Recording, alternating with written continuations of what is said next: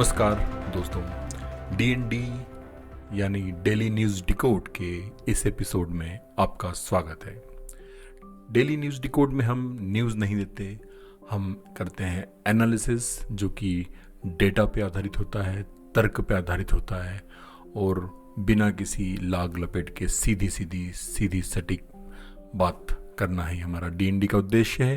तो आज का हमारा टॉपिक है भारत और रूस के ऐतिहासिक संबंध और पुतिन की 4 और 5 दिसंबर को होने वाली भारत यात्रा।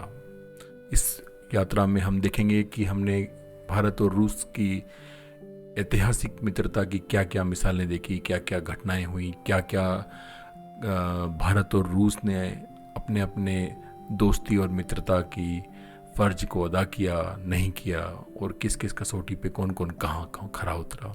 चलिए आज की हमारी यात्रा शुरू करते हैं भारत और रूस। तो दोस्तों, आज 4 दिसंबर 2025 की हम बात करें तो पूरा विश्व एक ऐसे दौर से गुजर रहा है जहां कहीं ना कहीं हर क्षेत्र में, उत्तर दक्षिण पूर्व पश्चिम में कहीं ना कहीं युद्ध के माहौल या तो बने हुए हैं या गहराते जा रहे हैं या ऑलरेडी युद्ध में कुछ देश उलझे हुए हैं।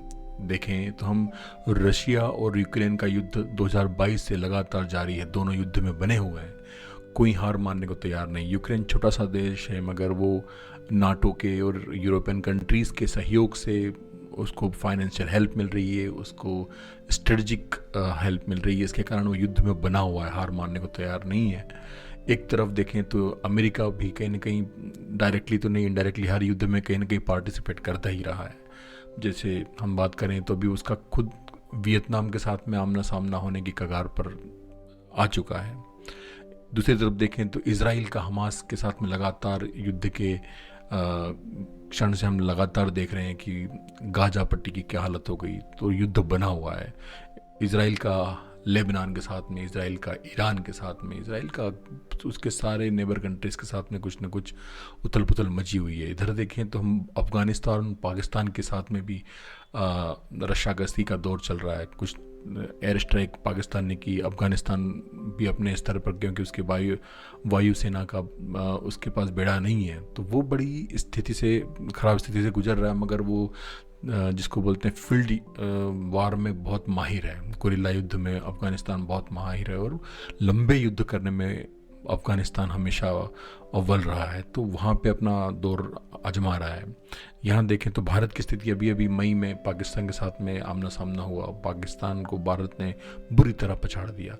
टेक्नोलॉजी से कहें या युद्ध कौशल से कहें या इक्विपमेंट से कहें या रक्षा प्रणाली से, तो भारत और पाकिस्तान का तो हमेशा कुछ न कुछ चलता रहता है, मगर भारत ने अभी हाल ही में किया है। अभी भी वहाँ पाकिस्तान के आंतरिक हालातों की बड़ी बुरी स्थिति है, गृह युद्ध से स्थिति बनी हुई। इमरान खान, वहाँ के पुराने प्रधानमंत्री, कई महीनों से जेल में बंद पड़े हुए हैं। अभी 1 महीने से उनको देखने नहीं दिया गया, तो बड़ी अफवाहें उड़ी और उठ के 1-2 दिन पहले वो शांत हुआ।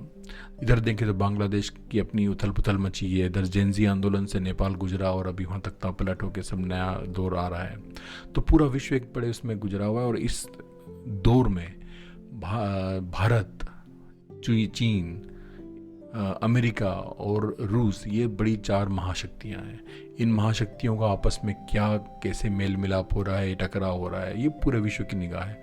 और इसी परिप्रेक्ष्य में देखें तो रूस के राष्ट्रपति पुतिन की 4 दिसंबर से जो भारत की यात्रा है, इसके बड़ी अटकलें लगाई जा रही हैं, बड़े कयास लगाए जा रहे हैं और इसके ऊपर पूरा विश्व नज़र गड़ाए हुए देख रहा है। तो इसको हमको समझने के लिए भारत और रूस के कुछ ऐतिहासिक पक्ष को देखना जरूरी है, तभी हम जान पाएंगे कि हमारा रूस के साथ में क्या भविष्य है और बाकी इस रूस के भविष्य के साथ साथ में पूरा विश्व के ऊपर क्या उसके प्रभाव या इम्पैक्ट्स हो सकते हैं, क्या क्या फैक्टर्स निकलने वाले हैं, क्या क्या इसके टेक अवेज होंगे इस पुतिन की 2 दिन की यात्रा पर, क्योंकि बड़ी क्रिटिकल यात्रा है ये वाली। तो अब इसको हम समझने की कोशिश करते हैं। मैं कुछ 3 या 4 पार्ट्स में इसको कवर करता हूँ, छोटे छोटे कुछ मिनट्स हो गए हैं। तो इसमें हम जानेंगे कि इतिहास में हम कहाँ से शुरू हुए, चीन रशिया के साथ में क्या क्या हमें सपोर्ट मिला और किसी किसी नाजुक मोड़ पे कैसे कैसे एक दूसरे का साथ दिया। तो आइए समझते हैं इतिहास का छोटा सा क्विक रिकैप। जैसे हम बात कर रहे हैं भारत और रूस के रिश्तों की, और हमने एक बड़ा सुंदर गीत चुना है इस रिश्ते के लिए, जो फिल्म शोले का है कि ये दोस्ती हम नहीं तोड़ेंगे, तोड़ेंगे दम मगर तेरा साथ नहीं छोड़ेंगे। तो देखिए इस गाने से भारत और रूस की रिश्तों का क्या रिलेवेंस है, क्या सार्थकता है, हम समझने की कोशिश करते हैं। तो इस दोस्ती के रिश्ते को समझने के लिए हमें ये देखना पड़ेगा ये दोस्ती कब से शुरू हुई और किन किन उतार चढ़ाव से गुजरते हुए ये और गाढ़ी होती गई, या कहें कि और इसमें गहराई आती गई और एक दूसरे का विश्वास बढ़ता गया। तो दोस्तों, भारत और रूस की दोस्ती की हम बात करते हैं तो भारत और रूस की दोस्ती शुरू होती है जब भारत आज़ाद होने ही वाला था। जब रूस को हम यूएसएसआर या सोवियत संघ बोलते थे और भारत आज़ाद होने की मुहाने पर खड़ा था, कुछ महीने बाद आज़ादी मिलने वाली थी। तो वहाँ से भारत और रूस का 1947 में एक औपचारिक कूटनीतिक संबंध, एक बोलते फॉर्मल डिप्लोमेटिक रिलेशन की शुरुआत हुई। उस समय जब, और चूंकि भारत आज़ाद हुआ ही और उसके बाद में धीरे धीरे इस रिश्ते का एक साकार रूप सामने आने लगा। तो भारत को उस समय बड़े जिसको बोलते हैं कि आज़ादी प्राप्त हुई थी, तो भारत को एक बड़े शुरुआती दौर में से गुजरना पड़ा था। अपने पाँव पर खड़ा होने की भारत के पास सबसे बड़ी चैलेंज थी। तो भारत को बिजनेस खड़ा करना था, भारत को अपना इंफ्रास्ट्रक्चर खड़ा करना था, भारत को अपना सैन्य वाला जो पूरा इंफ्रास्ट्रक्चर है वो खड़ा करना था। भारत को हर फ्रंट पर अपनी आपको मजबूती देने के लिए अपने अपने बेस बनाने थे। तो इस समय रशिया धीरे धीरे सामने आने लगा और भारत के साथ में कई सारे उन्होंने सहयोग के और समझौते के प्रस्ताव रखे और धीरे धीरे एग्जीक्यूट होने लगे। इस बीच में 1962 में हम बात करें तो 1962 में भारत का चाइना के साथ में युद्ध हुआ, जिसमें चाइना ने अपने हमारे पूर्वोत्तर राज्यों के ऊपर अंदर घुसना शुरू किया और हम पे युद्ध थोपा गया। उस समय भारत का नेतृत्व इस युद्ध को एक्सपेक्ट नहीं कर रहा था। तो भारत, और जैसे हमारे प्रधानमंत्री बोलते थे उस समय के नेहरू जी की हिंदी चीनी भाई भाई, हिंदी चीनी भाई भाई, तो उस हिंदी चीनी भाई भाई में हम रह गए और उन्होंने हमला करके हमारा बहुत नुकसान किया। हमको बोलना पड़ेगा कि हमारे कई जवान शहीद हुए, कई सारे हमारे भौगोलिक क्षेत्र को हमको चाइना को देना पड़ा। तो वो एक दौर था।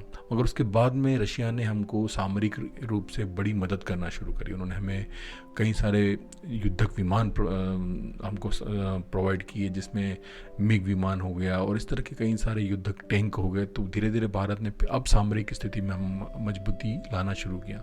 मगर चूंकि 62 में भारत की स्थिति ठीक नहीं थी चीन युद्ध के साथ में, तो पाकिस्तान ने सोचा कि हम फिर से हमारा हाथ आजमाते, क्योंकि 1948 में ही पाकिस्तान ने गुरिल्ला युद्ध करके अपनी कायरता का परिचय दे दिया था और कश्मीर से घुस के कुछ क्षेत्र पे कब्जा करना शुरू कर लिया था। तो 65 में पाकिस्तान ने सोचा कि हम फिर से कुछ करेंगे, मगर इस समय भारत के साथ रशिया आ चुका था। हालांकि भारत की वैश्विक परिदृश्य में बड़ी मान्यता ऐसे नहीं थी कि भारत की धाक नहीं थी। भारत अभी भी गुलामी से बाहर आया था, तो भारत की अपनी एक साख बनने में समय चाहिए था।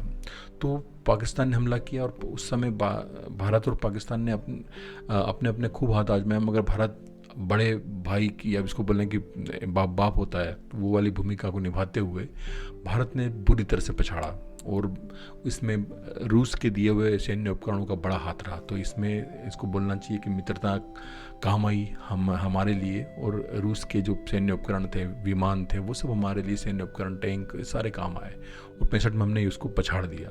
मगर इसी दौर में गोवा को भी हमको लेना पड़ा वापस, क्योंकि जब आज़ाद हुआ था तब हमारे कुछ छोटे छोटे क्षेत्र आज़ाद नहीं हुए थे। तो गोवा उनमें से एक था जो पुर्तगाली के कब्जे में था। तो वो उस कब्जे के दौरान भारत को यूएन यानी यूनाइटेड नेशन या संयुक्त राष्ट्र में एक मजबूत साथी की ज़रूरत थी, जो ऐसा साथी हो जो अपने वीटो पावर को भारत के पक्ष में दे सके और गोवा पे जो भारत का पुराना अधिकार था वो प्राप्त करने में हमारी यूएन में हमारी मजबूती रख सके। तो रूस ने हमारा एक मजबूत दोस्त की तरह साथ दिया और हमारा वीटो हमारे पक्ष में देके हमको गोवा को वापस अपने क्षेत्र में या अपना क्षेत्र बनाने में महती भूमिका निभाई। तो ऐतिहासिक रूप से देखें तो हमें बड़ी सहयोग मिली रशिया से। जब भी हमें जहाँ भी सैन्य उपकरण की ज़रूरत थी या औद्योगिक क्षेत्र की ज़रूरत थी, औद्योगिक विकास की ज़रूरत थी, या हम बात करें कि हमें टेक्नोलॉजी की आवश्यकता थी, तो रशिया ने हमको समय समय पर सामने आकर अपनी मदद की। तो ये तो एक इतिहास का परिदृश्य हुआ जिसमें हम बात कर रहे थे 1970 तक की। तो यहाँ तक हम पहुँच गए। अब एक महत्वपूर्ण दो घटनाओं का उल्लेख करना बहुत ज़रूरी है, क्योंकि वो ऐसा नाजुक दौर अब आता है 1970 के ठीक बाद, जब हमारे मित्रता को असली कसौटी पर खरा उतरना था। और अब देखते हैं कि रशिया ने हमारा साथ कैसे दिया। तो अब हम बात कर रहे हैं दोस्तों 1971 की। 1971 वह दौर था जब पाकिस्तान के गृह युद्ध के इतने भयानक हालात हो गए थे कि वह देश उसके गंभीर हालातों का परिणाम हमको भी कहीं ना कहीं परोक्ष या अपरोक्ष रूप से भुगतना पड़ रहा था। हम देखते हैं तो उस समय पाकिस्तान की स्थिति ऐसी थी, जब भारत को आज़ादी मिली और पाकिस्तान को आज़ादी मिली या पाकिस्तान बना ऐसा कहें, तो पाकिस्तान दो टुकड़ों में था। तो एक हम बात करें भारत के पूर्व की तरफ पूर्वी पाकिस्तान होता था, और भारत के बचे हुए जो अभी का हाल का पाकिस्तान है वो पश्चिमी पाकिस्तान कहलाता था। तो पाकिस्तान की हम बात करें तो पाकिस्तान का पूरा नेतृत्व चूँकि पश्चिमी क्षेत्र से आता था, तो उन्होंने पश्चिमी क्षेत्र पर अपना ध्यान दिया, पश्चिमी क्षेत्र का विकास किया, पश्चिमी क्षेत्र पर ही सब कुछ अपने संसाधन लुटाए।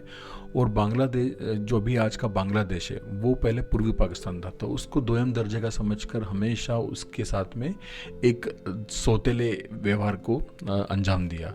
तो इस सौतेले व्यवहार के कारण वहाँ पे बड़ी कम लोगों को पर्याप्त रोटी कपड़ा मकान नहीं मिल पा रहा था। तो ऐसी स्थिति से गुजरते हुए वहाँ के लोगों ने विद्रोह कर दिया, पूर्वी पाकिस्तान ने।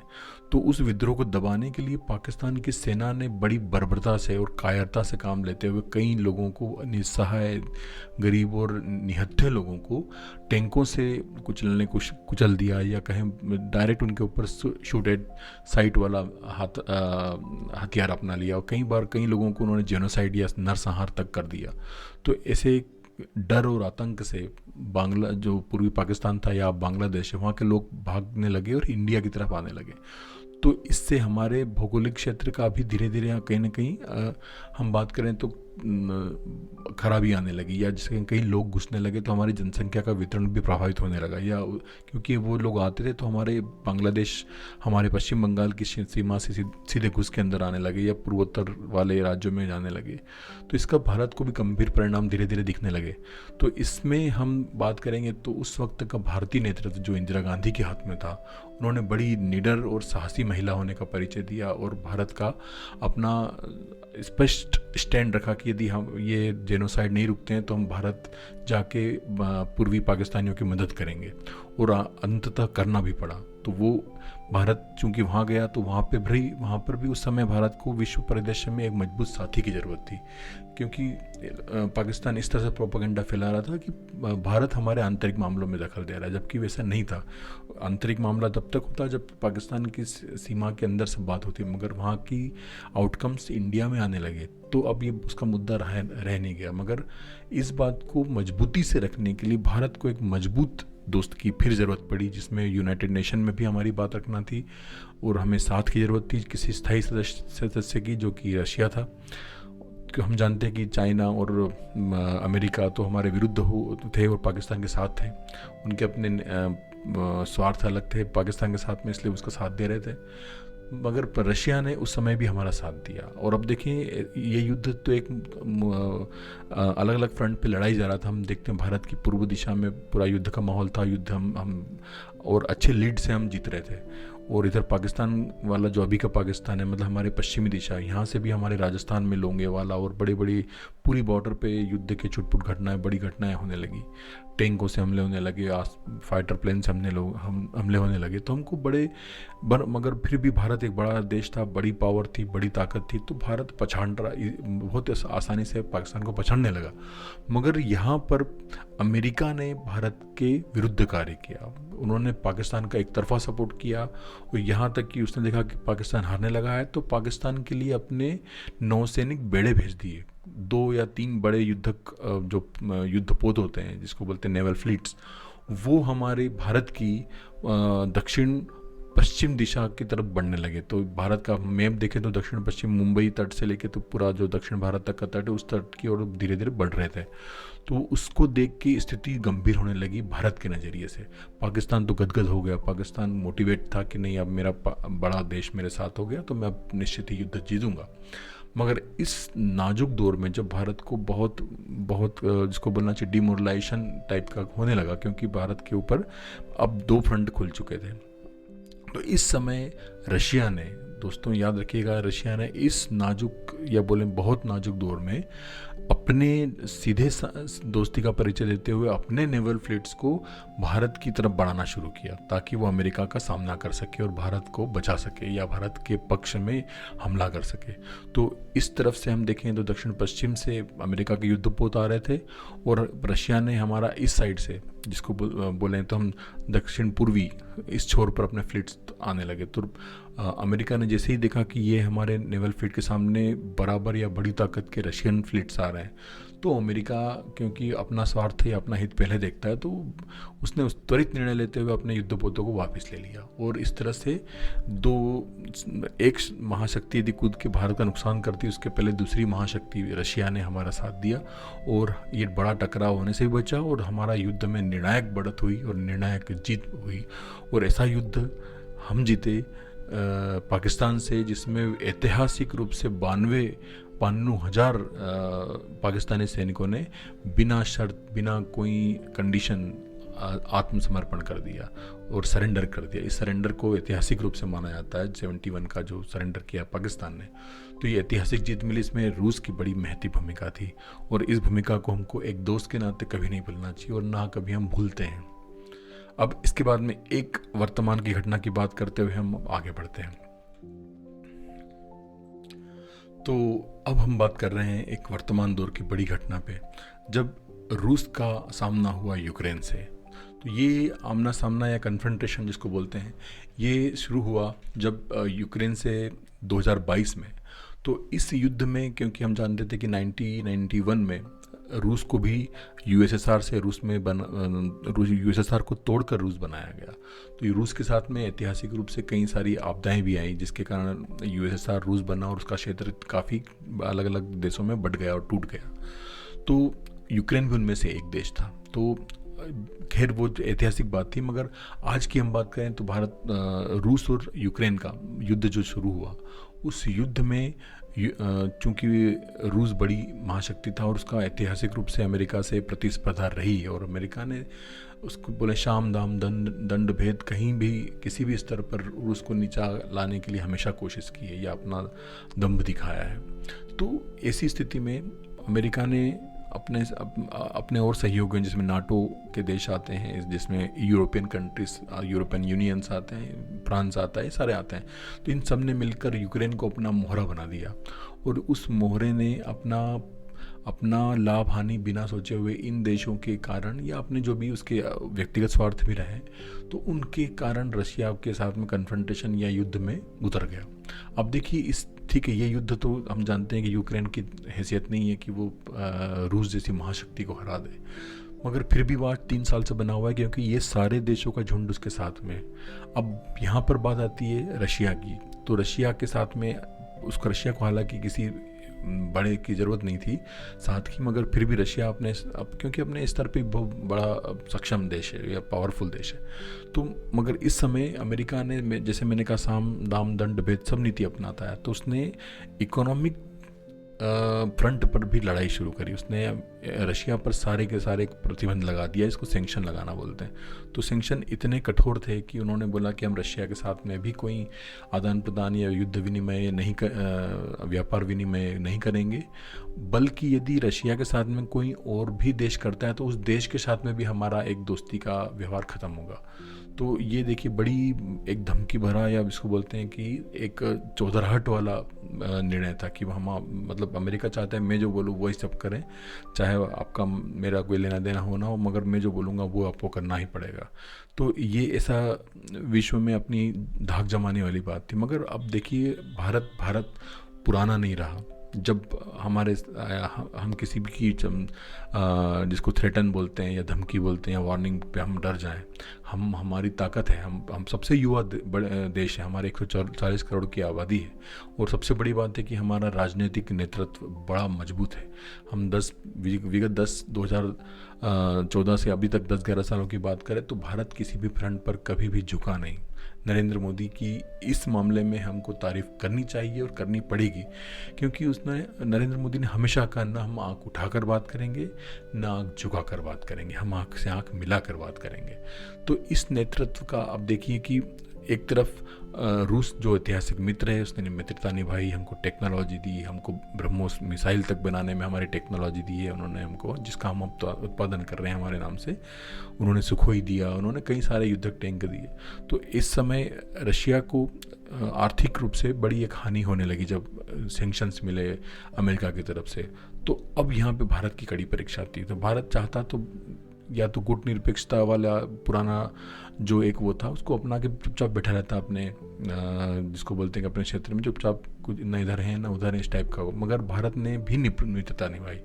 भारत ने स्पष्ट संदेश दिया कि हम लीडर हैं, हम एक स्वायत्त देश हैं, हम अपनी सॉवरेनिटी को हम समझते हैं, हमें हमारे देश के लिए जो हित में लगेगा हम वो करेंगे। तो भारत ने अमेरिकी सैंक्शंस, अमेरिकी धमकियों को दरकिनार करते हुए रशिया के साथ में तेल वाला व्यापार शुरू कर दिया, और शुरू कर दिया या बोलें कि ज़्यादा बढ़ा दिया। तो भारत की बड़ी नीड एक रशिया से मिलने लगी, रशिया ने भी अपनी दोस्ती निभाई और हमको बहुत कम दाम पे तेल देना शुरू कर दिया। उस तेल से हमारी इकोनॉमी भी अच्छी हुई, और रूस को जो उस समय एकदम डाउनफॉल मिलता इकोनॉमी वाले फ्रंट पे, वो उसको नहीं मिला, क्योंकि भारत ने बड़ी खरीदी करी। भारत मुख्य निर्यातक बन गया रूसी ऑयल का या क्रूड ऑयल का। तो इस समय भारत का जो दौर था वो बड़ा एक अपनी निर्भीकता दिखाने का दौर था, निडरता दिखाने का दौर था। तो भारत ने दिखाई, मोदी जी इस बात के लिए प्रशंसा के योग्य हैं, और उन्होंने ये पूरे विश्व में अपनी धाक जमा दी कि नहीं, अब भारत डरने वालों में नहीं है, भारत को जो ठीक लगेगा वो करेंगे। रशिया के साथ में हमको लेना है तेल तो हम लेंगे, ये हमारे हित में आता है। अमेरिका कोई नहीं होता हमको मना करने वाला कि हम तीसरे देश के साथ में क्या व्यवहार करें। तो ये एक ऐसी कसौटी थी जब नाजुक समय में भारत ने रूस का साथ दिया, और रूस ने भी इसको रियलाइज़ किया या उसको माना कि भारत ने मेरे इस दौर में निडरता से 3 साल तक साथ दे के मेरा तेल खरीदा और मेरी इकोनॉमी को डाउनफॉल नहीं लाने दिया। तो अब हम यहाँ पे आए, अब एक लास्ट पॉइंट पे हम बात करके इस वाली एपिसोड को समाप्ति की ओर ले जाएंगे। तो अब समझते हैं आखिरी एक मुख्य घटना और आज की यात्रा के बारे में। तो देखिए, अब हम इस एपिसोड के अंतिम दौर में आ चुके हैं। तो अब देखिए, हम बात कर रहे हैं 2025 की फिर से, मगर अब भारत के परिप्रेक्ष्य में एक बड़ी इस साल एक घटना हुई जिसमें अब पहलगाम में पाकिस्तानी दुर्दांत आतंकवादियों ने एक जाहिल पना बोलें या फिर बोलें कि उन्होंने बड़ी ही कायरतापूर्ण कार्रवाई करते हुए निस्सहाय या जिसको बोले निहत्थे सैलानियों पर या पर्यटकों पर या टूरिस्ट पर उन्होंने अचानक हमला करके 26 लोगों को मौत के घाट उतार दिया। और ये मौत के घाट उतारना न केवल एक आतंकवादी घटना थी, बट एक हम बोलें तो एक टारगेटेड जिसको बोलते हैं टारगेटेड टू वन रिलीजन वाला भी मामला था, क्योंकि उन्होंने एक धर्म पूछा था कि आप हिंदू हो इसलिए हम मार रहे हैं, आप हिंदू हो इसलिए हम मार रहे हैं। तो ये एक बहुत कायराना हरकत तो जैसे पाकिस्तान करता ही आया, मगर इस घटना में उसने सारी हदें पार कर दी और उन्होंने धर्म पूछकर जो मारा वो एक बड़ी घटना हुई। और हम जैसे जानते हैं कि भारत निडर हो गया है। भारत ने कभी भी अब छुप के बैठना या डर के केवल अपने डोजियर देना या अपने सबूत देना पाकिस्तान को वो बंद कर दिया है। पाकिस्तान जैसे ही कुछ का बड़ी हरकत करता है उसका 10 गुना जवाब मोदी जी देना जानते हैं, वैसे हुआ भी। और पहलगाम के बाद में भारत ने हमला किया। अब ये एक भावुक बात तो है ही, इमोशनल, क्योंकि हम सब भारत हैं और भारतीय हैं और हम जानते हैं कि भारत की बात है, इसलिए जोश आना स्वाभाविक है। मगर इस जोश में हमको होश भी नहीं खोना था। और हम जानते हैं कि भारत की तो अपनी ताकत और अपनी जो स्ट्रेंथ है वो है ही है, मगर पाकिस्तान भी न्यूक्लियर पावर कंट्री है। तो भारत को एक तरफा हमला नहीं था, भारत को उसके हमले का सामना भी करना था। तो इस हमले के हम बात करते हैं पाकिस्तानी हमले की, तो भारत ने तो उसको तीनों स्तर पर वायुसेना की बात करें या थल सेना की बात करें या नौसेना, तीनों स्तर पर भारत ने आगे बढ़ना शुरू कर दिया था और बड़ी मजबूती से आगे बढ़ा और भारत ने हर फ्रंट पे उसको पीट दिया। मगर इस समय अब पाकिस्तान के हमले करने की जब बारी आई तो पाकिस्तान ने भी अपनी अपनी मिसाइलें चलाई, अपने ड्रोन से हमले किए, उसने अपनी युद्धक विमान या जिसको बोलते हैं फाइटर प्लेन्स उतार दिए, जिसमें उसके पास अमेरिका के जो दिए हुए F-16 विमान हैं या चाइना के दिए हुए बड़े विमान हैं, तो उनसे सबसे हमले शुरू किए उसने। तो इस समय दोस्तों हमारे लिए एक जिसको बोलना चाहिए कि एक तुरुप का इक्का जो हमारा काम आया वो था रूस का S-400 या जिसको हम सुदर्शन के नाम से जानते हैं, वो डिफेंस सिस्टम। ये डिफेंस सिस्टम इतना कारगर रहा कि 300-400 किलोमीटर की दायरे में जो पाकिस्तान के क्षेत्र में ही जो विमान आना शुरू होते थे या जो मिसाइलें दागना शुरू होती थी, उनको 300 मीटर पहले ही लॉक करके उसको यहाँ से मिसाइल छोड़ के वहीं पे निपटा दिया। तो ये एक निर्णायक या बोलें कि एकदम डिसाइसिव फैक्टर बन गया उस युद्ध का, क्योंकि पाकिस्तान की सारे के सारे जो ऑफेंसिव एलिमेंट्स थे उनको सबको S-400 ने न्यूट्रलाइज कर दिया। और इस न्यूट्रलाइजेशन से इतना पाकिस्तान नैतिक रूप से गिर गया या इसको बोलें कि डिमोरलाइज हो गया, इतना अपनी हिम्मत हार गया कि वो दौड़ा गया अपने मित्रों के पास, वो गया चाइना के पास कि भाई हमें बचा लो, ये तुम मारने पे तुले हुए हैं, हमारे एयरबेस फोड़ रहे हैं, हमारे कहाँ गुस रहे हैं और इन्होंने तो अंधाधुंध हमला शुरू कर दिया है। वो गया अरब कंट्रीज़ के पास, किसी ने डायरेक्ट आने की हिम्मत नहीं करी वो आकर कि भारत को चमका सकें, मगर वो अमेरिका के पास भी गया और अमेरिका के साथ में उसने मध्यस्थता की बात करी कि हम सब करने को तैयार हैं, हमारा युद्ध रुकवा दो आप, नहीं तो हम समाप्त हो जाएंगे। तो इस युद्ध में जो निर्णय आया जिसको बोलते हैं डिसाइसिव फैक्टर जो बना वो था S-400। और हमको दोस्तों इस बात को मानना पड़ेगा कि S-400 और उसके साथ में ही हमारे ब्रह्मोस विमान जिसकी 90% हालांकि हम उत्पादन यहाँ कर रहे हैं, मगर टेक्नोलॉजी रशिया ने दी है हमको, तो उसकी टेक्नोलॉजी ट्रांसफ़र के कारण ही हमारे ब्रह्मोस बने और उन ब्रह्मोस ने सटीक हमले किए, जिसको बोलते हैं पिन पॉइंटेड हमला। तो जहाँ पर मतलब आप देखें कि जो वहाँ के आतंकवादियों के जो हमले हम ठिकाने ध्वस्त किए वो ऐसे अचूक थे कि एक छोटा 50-100 फीट चौड़ा जो बिल्डिंग है उस बिल्डिंग के बीच में जाके मार रहा है। तो देखिए उसकी प्रिसिजन पावर कितना खतरनाक था। तो इस प्रिसिजन पावर के साथ में ब्रह्मोस, इसमें भी रशिया का हमारा पार्टनरशिप है। दूसरा जो उसके हमले को हम रोक पाए या बचा पाए वो था हमारा S-400, वो पूरा का पूरा रशिया से इम्पोर्टेड है। तो इस पूरे युद्ध में हमने हमारी युद्ध कौशल, हमारी जिसको बोलते हैं साहस और शौर्य, ये हमारी सेना का सर्वविदित है, पूरा विश्व में लोग जानते हैं।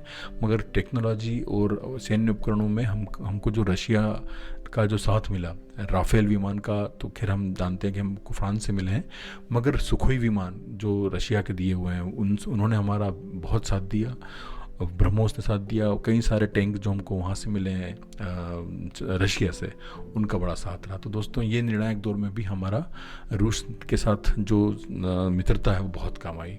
तो इस तरह से हम समझते हैं कि जो हम भी इस नाजुक दौर से अभी गुजरे इस मई 2025 में, उसमें रूस का फिर से हमको एक जो इक्विपमेंट्स, टेक्नोलॉजी या युद्ध विमान या जैसे भी जहाँ पे भी हमको सामरिक रूप से ज़रूरत थी, रशिया ने हमको साथ दिया। अब इसके बाद में हम आखिरी बात करते हैं जिसमें हम लोग अब समझते हैं कि इस रूस की यात्रा, जो पुतिन की यात्रा है 2 दिन की, 4 और 5 दिसंबर की, उसमें हमारे क्या आउटकम्स आ सकते हैं।